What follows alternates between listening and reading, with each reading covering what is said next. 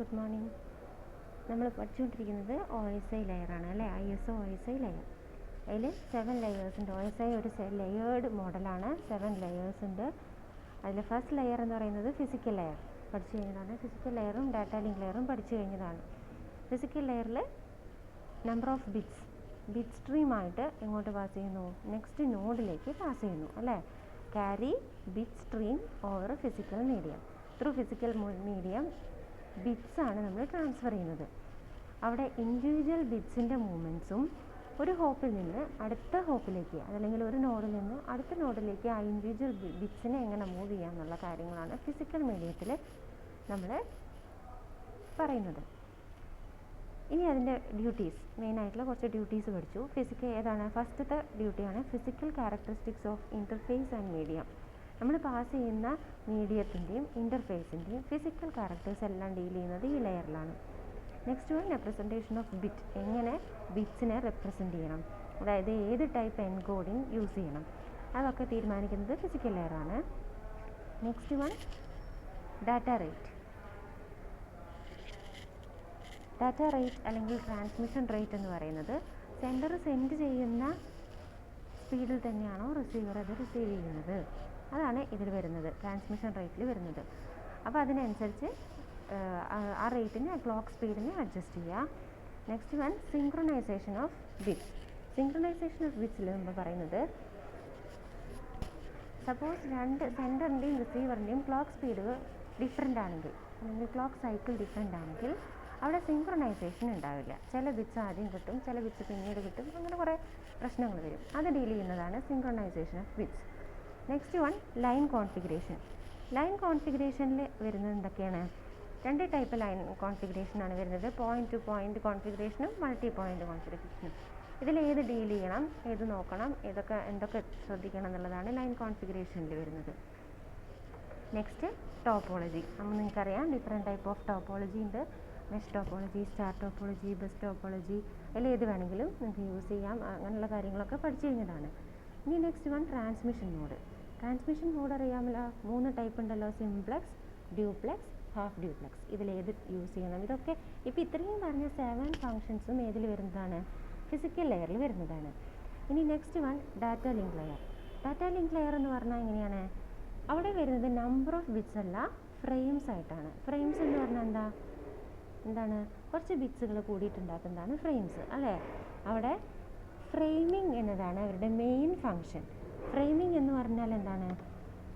Stream of ബിറ്റ്സിനെ എന്താക്കി മാറ്റി, ഒരു ഹെഡറോ അല്ലെങ്കിൽ മാനേജബിൾ ആയിട്ടുള്ള ഡാറ്റ യൂണിറ്റ് ആക്കി മാറ്റുന്ന ആ ഒരു പ്രോസസ്സിനെ പറയുന്നതാണ് ഫ്രെയിംസ്. ഇനി next one physical addressing. Physical addressing എന്ന് പറഞ്ഞു കഴിഞ്ഞാൽ എന്താണ്? ഒരു നെറ്റ്വർക്കിൽ നിന്ന് വേറൊരു നെറ്റ്വർക്കിലേക്ക് ഡാറ്റ പാസ് ചെയ്യുമ്പം ആ ഡാറ്റേനെ ആര് സെൻഡ് ചെയ്തു, ആർക്ക് സെൻഡ് ചെയ്തു എന്നുള്ളതിന് ഒരു ഐഡൻറ്റിറ്റി വേണം. അതിനുവേണ്ടി സെൻഡറിൻ്റെയും റിസീവറിൻ്റെയും അഡ്രസ്സസ് ആ മെസ്സേജിൽ കൂട്ടിച്ചേർക്കണം അല്ലേ. അതിന് വേണ്ടിയിട്ടാണ് ഫിസിക്കൽ അഡ്രസ്സിങ് എന്ന് പറഞ്ഞ ഒരു ഫങ്ഷൻ ഇവിടെ വെച്ചിരിക്കുന്നത്.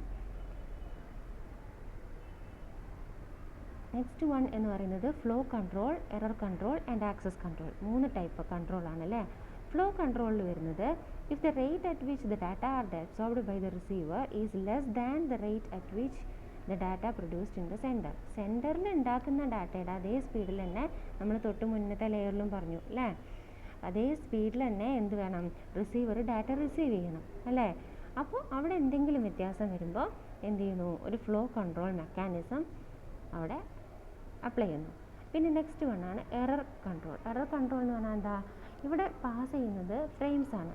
അപ്പോൾ എല്ലാ ഫ്രെയിംസും റിസീവറിൽ എത്തിയിട്ടുണ്ടോ, ഏതൊക്കെ ഫ്രെയിംസ് എത്താത്തത്, ലോസ്റ്റ് ഫ്രെയിംസ് ഏതൊക്കെയാണ്, അല്ലെങ്കിൽ ഏതിനൊക്കെയാണ് ഡാമേജ് പറ്റിയത്, അല്ലെങ്കിൽ കറക്ഷൻസ് ഉള്ളത്, തെറ്റായിട്ടുള്ള ഡാറ്റ പാസ് ചെയ്ത ഫ്രെയിംസ് ഉണ്ടോ, അതൊക്കെ ചെക്ക് ചെയ്ത് അതിനെയൊക്കെ കൺട്രോൾ ചെയ്യുന്ന, അല്ലെങ്കിൽ അതിനെയൊക്കെ ഡീൽ ചെയ്യുന്ന സെക്ഷനാണ് എറർ കൺട്രോൾ. ഇനി next one access control. Access control എന്ന് പറഞ്ഞാൽ അത് വരുന്നത് കേസ് എന്താ വെച്ചാൽ സിംഗിൾ ചാനൽ ഒരുപാട് സിസ്റ്റംസ് യൂസ് ചെയ്യണമെന്ന് വിചാരിക്കുക. അങ്ങനെ വരുമ്പോൾ ആ ചാനൽ അറ്റ് എ ടൈം ഒരാൾക്കേ യൂസ് ചെയ്യാൻ പറ്റും അല്ലേ. അപ്പോൾ അത് ആർക്ക് യൂസ് ചെയ്യണം, ആർക്കാണ് ആ ചാനലിൻ്റെ അവൈലബിലിറ്റി കൊടുക്കേണ്ടത്, ആരാണ് data at a time pass ചെയ്യേണ്ടത്. അത് കഴിഞ്ഞ് ഒരു ലിമിറ്റഡ് ടൈം കഴിഞ്ഞാൽ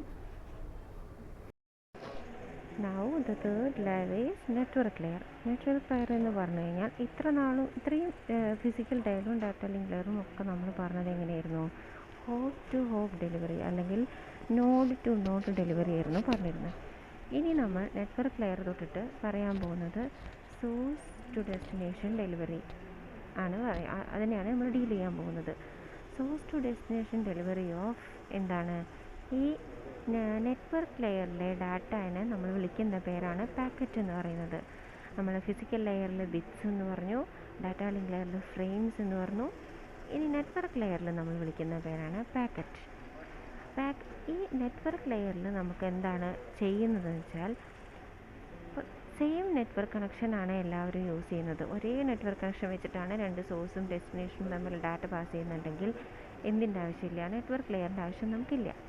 പക്ഷേ more than one network use ചെയ്യുന്നുണ്ട്, more than one connection use ചെയ്യുന്നുണ്ടെങ്കിൽ അവിടെ we need to direct the message, അല്ലേ? എങ്ങോട്ട് പാസ് ചെയ്യണം, എങ്ങനെ പാസ് ചെയ്യണം എന്നൊക്കെ ഡയറക്റ്റ് ചെയ്ത് കൊടുക്കണം. അങ്ങനെയുള്ളൊരു സിറ്റുവേഷൻ വരുമ്പോഴാണ് എന്ത് യൂസ് ചെയ്യുന്നത്? നെറ്റ്വർക്ക് ലെയർ യൂസ് ചെയ്യുന്നത്. എന്തിനു വേണ്ടിയിട്ടായിരുന്നു? Source to destination delivery. ഇനി നെറ്റ്വർക്ക് ലെയറിൻ്റെ മെയിൻ ഡ്യൂട്ടീസ് എന്ന് പറഞ്ഞാൽ രണ്ട് മെയിൻ ഡ്യൂട്ടീസ് ആണുള്ളത്. First one logical addressing and second one routing. Logical addressing എന്ന് പറഞ്ഞാൽ, ഇപ്പോൾ ഒരു പാക്കറ്റ് ഒരു നെറ്റ്വർക്കിൽ നിന്ന് വേറൊരു നെറ്റ്വർക്കിലേക്ക് പാസ് ചെയ്ത് പോവുകയാണ്. ഹോപ്പ് ടു ഹോപ്പ് ഇങ്ങനെ പാസ് ചെയ്ത് പോവുക, അതിൻ്റെ ഇടയിലുള്ള നോഡ് കൂടെ പാസ് ചെയ്ത് പോവുക. അപ്പോൾ അതിൻ്റെ നെറ്റ്വർക്കിൽ നിന്ന് പുറത്തേക്ക് കിടക്കണമെങ്കിൽ അവിടെ ഒരു ബൗണ്ടറി ക്രിയേറ്റ് ചെയ്യുന്നുണ്ടാവും, അല്ലേ? ഓരോ നെറ്റ്വർക്കിലും സ്മോൾ നെറ്റ്വർക്കിലും എന്തുണ്ട്? ബൗണ്ടറീസ് ഉണ്ട്. ആ ബൗണ്ടറി കടക്കുന്ന സമയത്ത് when it travels through a boundary it needs to be recognised, അല്ലേ? അടുത്ത പുറത്തുള്ള സ്ഥലത്തേക്ക് പോകുമ്പോൾ അതിനെന്ത് ചെയ്യണം? റെക്കഗ്നൈസ് ചെയ്യണം. അപ്പോൾ അതിന് വെറും ഫിസിക്കൽ അഡ്രസ്സ് മാത്രം പോരാ, അതിനെന്തും കൂടി വേണം? ലോജിക്കൽ അഡ്രസ്സ് എന്ന് പറയുന്ന ഒരു കോൺസെപ്റ്റും കൂടി വേണം. എന്താണ് ലോജിക്കൽ അഡ്രസ്സ്, അത് എങ്ങനെ ക്രിയേറ്റ് ചെയ്യും എന്നുള്ളതൊക്കെ നമ്മൾ പിന്നീട് പഠിക്കും. അപ്പോൾ ഈ ലോജിക്കൽ അഡ്രസ്സിങ് എന്ന് വെച്ചാൽ എപ്പോഴൊക്കെയാണ് നമ്മൾ ഉപയോഗിക്കുക? ഒരു നെറ്റ്വർക്കിൽ നിന്നും വേറെ പുറത്തേക്ക് പോകുമ്പോൾ, അല്ലെങ്കിൽ when it travels through the boundaries of A network, ഒരു നെറ്റ്വർക്കിൻ്റെ ബൗണ്ടറി കടന്നു പോകുമ്പോഴൊക്കെയാണ് ലോജിക്കൽ അഡ്രസ്സിങ് യൂസ് ചെയ്യുന്നത്. നെക്സ്റ്റ് വൺ എന്ന് പറയുന്നത് റൂട്ടിംഗ്. റൂട്ടിംഗ് വരുന്നതും എന്തിലാണ്? ഇൻ്റർ നെറ്റ്വർക്ക്സിലാണ്, അല്ലെങ്കിൽ മോർ ദാൻ വൺ നെറ്റ്വർക്ക് വരുമ്പോഴാണ് എന്ത് വരുന്നത്? റൂട്ടിംഗ് വരുന്നത്. റൂട്ടിംഗ് എന്ന് വെച്ചാൽ, ഇപ്പോൾ ഒരു ഇൻ്റർ നെറ്റ്വർക്കിംഗ് സിസ്റ്റം ഉണ്ടെന്നുണ്ടെങ്കിൽ അതിൽ ഓരോ ഡിവൈസും എന്താണ്? നോഡ്. നമ്മൾ ഇത്ര നേരവും നോഡ് എന്നാണ് അതിനെ റെഫർ ചെയ്തത്. ഈ ലെയറിൽ നമ്മൾ ഇതിനെ വിളിക്കുന്നത് റൂട്ടർ അല്ലെങ്കിൽ സ്വിച്ച് എന്നാണ്. റൂട്ടർ അല്ലെങ്കിൽ സ്വിച്ച് എന്ന് പറയുന്നത് എന്താണ് ചെയ്യണേ? ഓരോ സമയവും ആ റൂട്ടറിലേക്ക്, ഒരു നോഡിലേക്ക് ഡാറ്റ വരുമ്പോൾ അത് നെക്സ്റ്റ് നോഡ് ഏതാണ്, അല്ലെങ്കിൽ സോഴ്സ് ഡെസ്റ്റിനേഷൻ ഏതാണ് എന്നൊക്കെ ചെക്ക് ചെയ്ത് നെക്സ്റ്റ് എവിടേക്ക് പാസ് ചെയ്യണം എന്നൊക്കെ തീരുമാനിക്കുന്നത് ഈ റൂട്ടിംഗ് അല്ലെങ്കിൽ സ്വിച്ചിങ് വഴിയാണ്. അതാണ് എന്ത്? Second duty of network layer എന്ന് പറയുന്നത് എന്താണ്? റൂട്ടിംഗ്. ഓക്കെ, അങ്ങനെ രണ്ട് ഡ്യൂട്ടിയാണ് ആർക്ക് വരുന്നത്? നെറ്റ്വർക്ക് ലെയറിന് വരുന്നത്. ഇനി നെക്സ്റ്റ് ഫോർത്ത് ലെയർ എന്തായിരുന്നു? Transport layer. ട്രാൻസ്പോർട്ട് ലെയർ എന്ന് വെച്ചാൽ അത്യാവശ്യം ഒരു പഠിക്കാനുള്ളൊരു ലെയറാണ്. അതിൽ നമ്മൾ പറയുന്ന ഡാറ്റ യൂണിറ്റ്, അതിലത്തെ ഡാറ്റ യൂണിറ്റ് എന്താണ്? മെസ്സേജാണ്. ഇപ്പോൾ പാക്കറ്റ്സ് മാറി എന്തായി? മെസ്സേജായി. Delivery of message from one process to another. Process, not the point, പ്രോസസ്സാണ്. അതായത് ഇത്ര നാളും ഫസ്റ്റ് നമ്മൾ എന്ത് ചെയ്തു? ഒരു നോഡിൽ നിന്ന് അടുത്ത നോഡിലേക്ക് ഡാറ്റ ട്രാൻസ്ഫർ ചെയ്തു. നെറ്റ്വർക്ക് ലെയർ എത്തിയപ്പം അതെന്തായി? സോഴ്സ് ടു ഡെസ്റ്റിനേഷനായി. അപ്പോൾ അതിൻ്റെ ഇടയിൽ ഒരുപാട് നോഡുകളുണ്ട്, അതൊന്നും അവിടെ കൺസേൺ ചെയ്യുന്നില്ല. നെക്സ്റ്റ് നമ്മൾ ട്രാൻസ്പോർട്ട് ലെയറിൽ വരുന്നത് ഒരു പ്രോസസ്സിൽ നിന്നും അടുത്ത പ്രോസസ്സിലേക്ക്. അപ്പോൾ അതെങ്ങനെയാണ് ഒരു പ്രോസസ്സിൽ നിന്ന് അടുത്ത പ്രോസസ്സിലേക്ക് ഡാറ്റ പാസ് ചെയ്യുക? എന്താണ് അവിടുത്തെ പ്രത്യേകത എന്ന് വെച്ചാൽ, ഒരു സിസ്റ്റത്തിൽ തന്നെ ഒരുപാട് പ്രോസസ്സ് ഉണ്ടാവും, അല്ലേ? ഇപ്പോൾ നമ്മുടെ കമ്പ്യൂട്ടർ സിസ്റ്റം എടുത്തു കഴിഞ്ഞാൽ അതിൽ തന്നെ ഒരുപാട് പ്രോസസ്സുകളുണ്ടാവും. അതിൽ ഏതെങ്കിലും ഒരു സ്പെസിഫിക് പ്രോസസ്സായിരിക്കും വേറൊരു സിസ്റ്റത്തിലത്തെ വേറൊരു പ്രോസസ്സിലേക്ക് ഡാറ്റ സെൻഡ് ചെയ്യുന്നത്. സപ്പോസ് ഒരു സിസ്റ്റത്തിലെ ജിമെയിൽ എന്ന് പറയുന്ന ഒരു പ്രോസസ്സ്, മെയിൽ എന്ന് പറയുന്ന ഒരു പ്രോസസ്സ്, ആ പ്രോസസ്സാണ് മെയിലൊക്കെ ക്രിയേറ്റ് ചെയ്ത് ഡാറ്റ ഒക്കെ ക്രിയേറ്റ് ചെയ്ത് വേറൊരു സിസ്റ്റത്തിലെ ജിമെയിൽ അല്ലെങ്കിൽ ഹോട്ട്മെയിൽ അങ്ങനെ ഏതിലേക്കെങ്കിലും എന്ത് ചെയ്യുന്നത്? ഡാറ്റ സെൻഡ് ചെയ്യുന്നത്, അല്ലേ? അപ്പോൾ അവിടെ പ്രോസസ്സ് എന്ന് പറയുന്നത് ജിമെയിലായിരിക്കാം. അല്ലെങ്കിൽ ഏതെങ്കിലും ഒരു പ്രോസസ്സിലെ സൗണ്ട് റെക്കോർഡർ എന്ന് പറയുന്ന ഒരു പ്രോസസ്സ്, ആ പ്രോസസ്സ് എങ്ങോട്ട് മാറ്റണോ, വേറൊരു സിസ്റ്റത്തിലെ ഒരു ഗാലറിയിലേക്കോ അല്ലെങ്കിൽ മീഡിയ ഫയലിലേക്കോ ഒക്കെ ആയിരിക്കും ഡാറ്റ സെൻഡ് ചെയ്യുന്നുണ്ടാവുക. അപ്പോൾ അവിടെ പ്രോസസ് ടു പ്രോസസ് ഡെലിവറിയാണ് ട്രാൻസ്പോർട്ട് ലെയറിൽ പോസിബിൾ ആവുന്നത്. ആ process to process delivery of എന്താണ്, മെസ്സേജ്. ഓക്കെ, അതാണ് ട്രാൻസ്പോർട്ട് ലെയറിൻ്റെ മെയിൻ ഫങ്ഷൻ എന്ന് പറയുന്നത്. ഇനി ഇവിടെ വരുന്ന വേറൊരു വ്യത്യാസം, ഡാറ്റ ലിങ്ക് ലെയറിൽ നമ്മൾ പറഞ്ഞു പാക്കറ്റ്സ് ആണ് സെൻഡ് ചെയ്യുന്നത്. അപ്പോൾ ഓരോ പാക്കറ്റും റിസീവ് ചെയ്യും, സെൻഡ് ചെയ്യും, റിസീവ് ചെയ്യും, സെൻഡ് ചെയ്യും, അങ്ങനെയാണ് ചെയ്യുന്നത്. പക്ഷേ ഇവിടെ ഡാറ്റ ലിങ്ക് ലെയറിൽ പാക്കറ്റ്സ് തമ്മിൽ ഒരു റിലേഷനും ഇല്ല. അവർ ഓരോരോ പാക്കറ്റിനെയും ഓരോരോ ഇൻഡിവിജ്വൽ യൂണിറ്റ് ആയിട്ടാണ് കാണുന്നത്. ട്രാൻസ്പോർട്ട് ലെയർ ആയിക്കഴിഞ്ഞാൽ അവർ നമ്പർ ഓഫ് പാക്കറ്റ്സിനെ ഒന്നിച്ച് മെസ്സേജ് ആയിട്ടാണ് കണക്കാക്കുക. അപ്പോൾ ഒരു പ്രോസസ്സിൽ നിന്ന് റിസീവ് ചെയ്യുന്ന കുറേ പാക്കറ്റ്സ് കൂടിയിട്ടുള്ളൊരു മെസ്സേജ്, അങ്ങനെയാണ് ആര് കണക്കാക്കുന്നത്, ട്രാൻസ്പോർട്ട് ലെയറിൽ നമ്മൾ ഡാറ്റ പാസ് ചെയ്യുന്നത്. അപ്പോൾ ട്രാൻസ്പോർട്ട് ലെയറിൽ it ensures whole message receives intact and in order. ഒരേ കറക്റ്റ് ഓർഡറിലും കറക്റ്റ് ടൈമിലും ഒരു ഹോൾ മെസ്സേജ് റിസീവ് ചെയ്യുന്നുണ്ടോ ഇല്ലേ എന്നുള്ളതാണ് ട്രാൻസ്പോർട്ട് ലെയറിൽ നമ്മൾ അല്ലെങ്കിൽ നെറ്റ്വർക്ക് ചെക്ക് ചെയ്യുന്ന ഇഷ്യൂ. അതുപോലെ തന്നെ അവിടെ എന്തും വരും, എറർ കൺട്രോളും വരും, ഫ്ലോ കൺട്രോളും വരും. ഇതൊക്കെ അതിൻ്റെ എന്താണ്, ഡ്യൂട്ടീസാണ്. നമുക്കൊന്ന് പോയിൻ്റ് ഔട്ട് ചെയ്ത് പറയാം എന്തൊക്കെയാണ് ട്രാൻസ്പോർട്ട് ലെയറിലത്തെ ഡ്യൂട്ടീസ് എന്ന് നമുക്കൊന്ന് പോയിൻ്റ് ഔട്ട് ചെയ്ത് പറയാം. ഫസ്റ്റ് ഡ്യൂട്ടി എന്ന് പറയുന്നത് എന്താണ്, സർവീസ് പോയിൻ്റ് അഡ്രസ്സിങ്. അത് നമ്മൾ നേരത്തെ മെൻഷൻ ചെയ്തില്ല, പോർട്ട് അഡ്രസ്സിങ് എന്നും പറയും അതിനെ. സർവീസ് പോയിൻ്റ് അഡ്രസ്സിങ് എന്ന് പറഞ്ഞു കഴിഞ്ഞാൽ എന്താണ്, ഓരോ പ്രോസസ്സിനും ഒരു ഐഡൻറ്റിറ്റി കൊടുക്കുക, അതാണ് സർവീസ് പോയിൻ്റ്. പോർട്ട് അഡ്രസ്സ് എന്ന് കേട്ടിട്ടില്ലേ, പോർട്ട് അഡ്രസ്സിങ് എന്ന് പറയുന്നത് എന്താണ്, ട്രാൻസ്പോർട്ട് ലെയറിൻ്റെ ഡ്യൂട്ടിയാണ്. ഇനി നെക്സ്റ്റ് വൺ സെഗ്മെൻറ്റേഷൻ ആൻഡ് റീഅസംബ്ലി. അതായത് ഇപ്പോൾ സപ്പോസ് ഒരു മെസ്സേജിനെ ഒന്നിച്ച് നമുക്ക് സെൻഡ് ചെയ്യാൻ പറ്റില്ല അല്ലേ. അപ്പോൾ അതിന് എന്ത് ചെയ്യും, സെഗ്മെൻറ്റ്സ് ആയിട്ട് ഡിവൈഡ് ചെയ്യും. അപ്പോൾ അറ്റ് സെൻറ്റർ എൻഡിൽ എന്ത് ചെയ്യും, ആ ഒരു മെസ്സേജിനെ സെഗ്മെൻറ്റ്സ് ആയിട്ട് ഡിവൈഡ് ചെയ്ത് ആ സെഗ്മെൻറ്റിന് ഓരോ നെയിമും അല്ലെങ്കിൽ സെഗ്മെൻറ്റ് നമ്പർ, സീക്വൻസ് നമ്പർ എന്നാണ് അതിന് ടിപ്പിക്കലി പേര് പറയാം, ഓരോ സീക്വൻസ് നമ്പറും കൊടുക്കും. എന്നിട്ടാണ് ഡാറ്റ പാസ് ചെയ്യുക. ഡാറ്റ പാസ് ചെയ്ത് റിസീവർ എൻഡിൽ അപ്പോൾ എന്തൊക്കെ ചെക്ക് ചെയ്യണം, എത്ര സെഗ്മെൻറ്റ്സ് റിസീവ് ചെയ്തു, അത് ഏതാണ് അതിൻ്റെ സീക്വൻസ് നമ്പർ, അതിൻ്റെ ഓർഡർ കറക്റ്റാണോ, ഇതൊക്കെ റിസീവർ എൻഡിൽ ചെക്ക് ചെയ്യണം. അപ്പോൾ സെൻറ്റർ എൻഡിൽ മെസ്സേജിനെ ബ്രേക്കപ്പ് ചെയ്ത് സെഗ്മെൻറ്റ്സ് ആക്കുന്നതിനെ നമ്മൾ എന്ത് പറയും, സെഗ്മെൻറ്റേഷൻ. റിസീവർ എൻഡിൽ ആ മെസ്സേജിനെ സെഗ്മെൻറ്റ്സിനെ എടുത്തിട്ട് വീണ്ടും റീഅസംബിൾ ചെയ്ത് എന്താക്കണം, മെസ്സേജ് പറയും, അതാണ് റീഅസംബ്ലിങ്. അത് രണ്ടും ട്രാൻസ്പോർട്ട് ലെയർ ഇഷ്യൂസ് ആണ്. ഇനി നെക്സ്റ്റ് വൺ കണക്ഷൻ കൺട്രോൾ. അതായത് ട്രാൻസ്പോർട്ട് ലെയറിലാണ് നമ്മൾ കണക്ഷനെ പറ്റി ചിന്തിക്കുന്നത്. രണ്ട് ടൈപ്പ് കണക്ഷനാണ് നമ്മൾക്ക് പഠിക്കാനുള്ളത്, കണക്ഷൻ ലെസ് അല്ലെങ്കിൽ connection oriented. Connection less system ആവാം അല്ലെങ്കിൽ കണക്ഷൻ ഓറിയൻറ്റഡ് സിസ്റ്റം ആവാം. എന്താണ് അതിൻ്റെ വ്യത്യാസം? കണക്ഷൻ ലെസ് എന്ന് പറഞ്ഞു കഴിഞ്ഞാൽ ഓരോ സെഗ്മെൻറ്റിനെയും ഓരോ ഐറ്റമായിട്ട് അവർ കണക്കാക്കും. അതായത് സപ്പോസ് ഒരു സെഗ്മെൻറ്റ് വന്നു, ആ സെഗ്മെൻറ്റ് ആർക്കാണ് സെൻഡ് ചെയ്യേണ്ടതെന്ന് ചെക്ക് ചെയ്തു, ആ ആർക്കാണോ റിസീവ് ചെയ്യേണ്ടത് അവർക്ക് എന്ത് ചെയ്തു, ഡെസ്റ്റിനേഷനിലേക്ക് ആ ഡാറ്റ പാസ് ചെയ്തു. അത് കഴിഞ്ഞ് ആ കണക്ഷൻ ക്ലോസ് ചെയ്യും. നെക്സ്റ്റ് സെഗ്മെൻറ്റ് വന്നു, വീണ്ടും ആർക്കാണ് സെൻഡ് ചെയ്യേണ്ടതെന്ന് നോക്കി ആ ഡെസ്റ്റിനേഷനിലേക്ക് അത് പാസ് ചെയ്തു, ക്ലോസ് ചെയ്തു. ഇതാണ് കണക്ഷൻ ലെസ് സിസ്റ്റം എന്ന് പറയുന്നത്. കണക്ഷൻ ഓറിയൻറ്റഡ് സിസ്റ്റത്തിൽ അറ്റ് എ ടൈം സെൻഡർ ആരാണ്, റിസീവർ ആരാണ് എന്നുള്ളത് ആദ്യം കണ്ടുപിടിക്കും. എന്നിട്ട് ആ റിസീവർ അല്ലെങ്കിൽ ഡെസ്റ്റിനേഷൻ സെയിം ആയിട്ടുള്ള സെഗ്മെൻറ്റ്സ് എല്ലാം പാസ് ചെയ്ത് കഴിഞ്ഞതിന് ശേഷം മാത്രമാണ് എന്ത് ചെയ്യുള്ളൂ, കണക്ഷൻ ക്ലോസ് ചെയ്യുള്ളൂ. അതാണ് കണക്ഷൻ ഓറിയൻറ്റഡ് സിസ്റ്റം എന്ന് പറയുന്നത്. അപ്പോൾ ഇത് രണ്ടും തീരുമാനിക്കുന്നത് ട്രാൻസ്പോർട്ട് ലെയറിലാണ്, ഏത് ടൈപ്പ് വേണം ഏത് ടൈപ്പ് വേണ്ട എന്നുള്ളത്. അപ്പോൾ കണക്ഷൻ ലെസ്സിൻ്റെ പ്രത്യേകത, ഓരോ മെസ്സേജ് പാസിങ് കഴിഞ്ഞാലും എന്ത് ചെയ്യും, കണക്ഷൻ ക്ലോസ് ചെയ്യും, എന്നിട്ട് പിന്നീട് റീസ്റ്റോർ ചെയ്യും. കണക്ഷൻ ഓറിയൻറ്റഡിൻ്റെ പ്രത്യേകത എന്തായിരുന്നു, കണക്ഷൻ ഏറ്റവും ലാസ്റ്റ് മെസ്സേജ് എല്ലാം പാസ് ചെയ്തതിന് ശേഷം മാത്രമേ ക്ലോസ് ചെയ്യുള്ളൂ. ഇനി ഇതിൽ വരുന്ന അടുത്ത രണ്ട് ഫങ്ഷൻസാണ് flow control and error control. നമ്മൾ നേരത്തെ പറഞ്ഞ പോലെ തന്നെ end to end flow control check ചെയ്യും, എറർ കൺട്രോളും ചെക്ക് ചെയ്യും. അതൊക്കെ നേരത്തെ പറഞ്ഞ അതേ പോയിൻറ്റ്സ് തന്നെയാണ്, മെത്തേഡ്സ് വ്യത്യാസമുണ്ടെന്ന് മാത്രം. നെക്സ്റ്റ് ലെയറാണ് സെഷൻ ലെയർ.